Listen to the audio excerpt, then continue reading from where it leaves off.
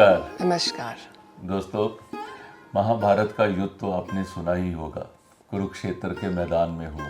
लेकिन कभी हमने ये नहीं सोचा होगा कि इतने बड़े युद्ध के अंदर वहाँ पर खाने का प्रबंध 50 लाख लोगों के लिए किसने किया होगा। जब सारे राजा इस युद्ध के अंदर भाग ले रहे थे तो उडुपी के राजा अपनी सेना लेकर आए और उन्होंने आकर कृष्ण जी से कहा कि कृष्ण जी, ये भाइयों की लड़ाई में मैं भाग नहीं लेना चाहता, लेकिन अगर आप मुझे इजाज़त दें, मेरी सारी फौज जो है वो यहाँ पे खाने का प्रबंध कर देगी। तो कृष्ण जी ने कहा, बात तो तुम्हारी ठीक है, 50 लाख लोगों के लिए खाने का प्रबंध करना और वो तुम्हारे जैसा ही व्यक्ति कर सकता है। तो कृष्ण जी ने ये काम उडुपी के राजा को सौंप दिया।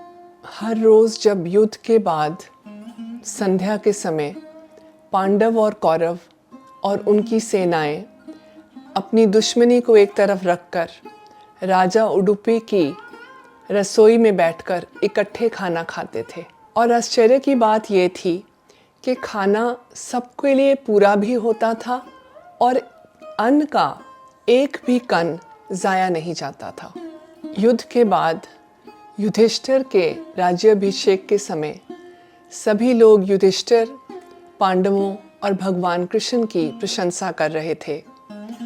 तो युधिष्ठिर ने बड़ी विनम्रता के साथ उडुपी के राजा की बहुत प्रशंसा की और कृतज्ञता जाहिर करते हुए कहा कि मैं अभी तक भी समझ नहीं पाया कि राजा उडुपी, आपने ये इतना बड़ा काम किया कैसे, और आपने ये कैसे अनुमान लगाया कि कितना खाना रोज़ बनाया जाए, कितने लोग रोज़ मर रहे थे, और आपने फिर भी इस काम को जिस सलीके से किया, इसके बारे में हमें कुछ और भी बताइए। युधिष्ठिर ने कहा कि हमने तो भगवान कृष्ण की कृपा से ये युद्ध में जीत हासिल की, लेकिन आपने ये काम कैसे किया।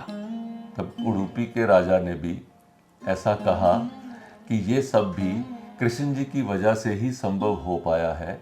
मुझे नहीं मालूम कि इसको कैसे करना था, लेकिन कृष्ण जी से रोज मुझे ऐसा एक संदेश मिलता था। भगवान कृष्ण को मूंगफली खाने का शाम को बहुत शौक था, तो मैं उनके लिए मूंगफली के दाने एक कटोरी में उनके कमरे में रख देता था, और अगले दिन जब मैं वहाँ से वो मूंगफली की कटोरी उठाता था तो मैं गिन लेता था कि कितने दाने भगवान ने रात को खाए हैं, और उसको अगर 1000 से गुना कर दें तो वो उतने ही लोग अगले दिन जंग के दौरान मारे जाते थे।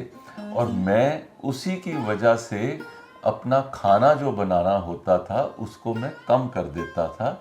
मैं खाना उतना ही बनाता था जितना पर्याप्त होता था, और यहाँ तक कि जितने लोग मारे जाते थे उनका खाना तैयार नहीं होता था, इसलिए खाने का एक भी कण ज़ाया नहीं जाता था।